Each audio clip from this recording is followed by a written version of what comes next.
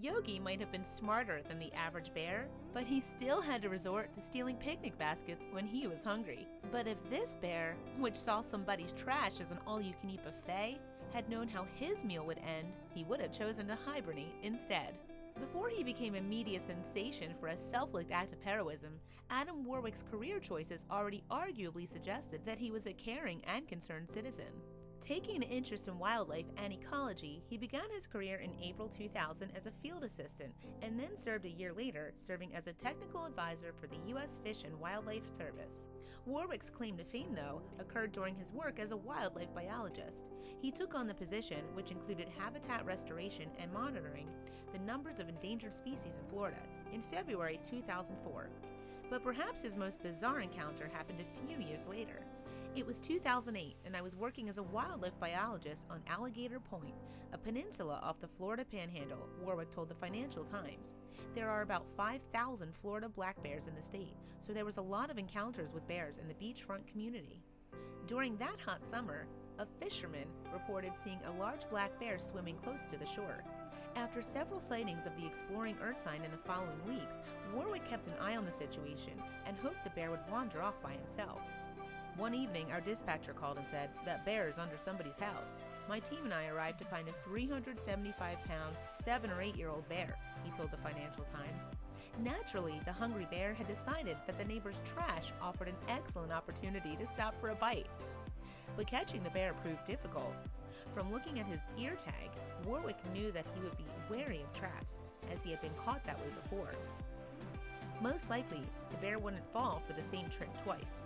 Warwick decided that his team's best option was to tranquilize the beast, and Warwick's colleague successfully made the shot while the bear was distracted with his lunch. The dart hit him in the hindquarters. Usually a bear will go down in about 10 minutes. He wandered across the road that runs down the peninsula and a few cars stopped, which freaked him out. Then he headed towards the bay. The confused bear had decided that the best way to lose his chasers was to swim for it and scramble for the other side. However, while the cunning creature was testing the water, the tranquilizers started to take effect and the bear stumbled. Frighteningly, the bear was soon in deep water when the drugs really kicked in and started to do their job. With the groggy animal flailing in a desperate attempt to doggy paddle across the bay, Warwick dived in to try and get him back to shore.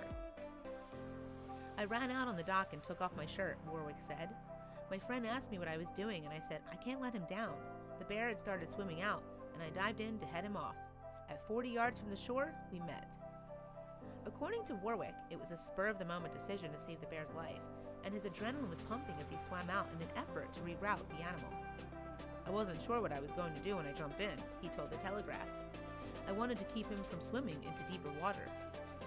The biologist then swam in front of the bear and tried to send him back to the shore by splashing him with water. However, the animal seemed to react in the same way that a drowning human sometimes does, by making a move to clamber on top of his rescuer for safety. "I think he was going to try and climb on top of me from drowning," he said to the Financial Times. "He lost his balance and went under for a second, so I swam around and grabbed the scruff of his neck to hold his head above water." That tactic, by the way, is also the best approach for saving a drowning human as well. But this again is a bear Warwick was dealing with, and quite quickly the creature threw him off. After a couple more tries and failed attempt from a boater to help, our hero managed to get hold of the drowning animal again, and this time swim the beast back towards the bank. Finally, the biologist got the bear back into shallow water again, and it turned out to be the easiest part of the rescue thanks to the bear's buoyancy.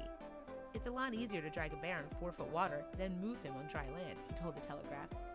Miraculously, Warwick only sustained 2 injuries from the event, and only one of them was from his furry swimming partner. He got a single scratch from the bear, but a cut on his foot from a barnacle. Not surprisingly, the amazing rescue was all over the media at the time and then went viral on the internet. Indeed, Warwick became so renowned for the rescue that even now, in his current job at the Nature Conservancy, he's still getting asked about it.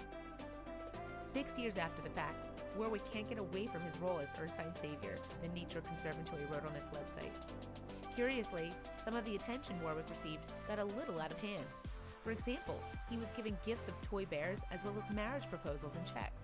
I didn't ever catch them, Warwick said, but I thought it was nice. So what became of the bear?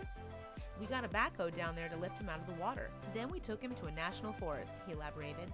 Though given the nickname the Bear Man around town, Warwick eventually left Alligator Point in 2013 to pursue his current career. I moved to North Carolina to become a stewardship manager for the Nature Conservancy, he added to the newspaper. I work more directly with conserving habitat than I do putting my hands on bears. I miss the bears a lot though, all the time.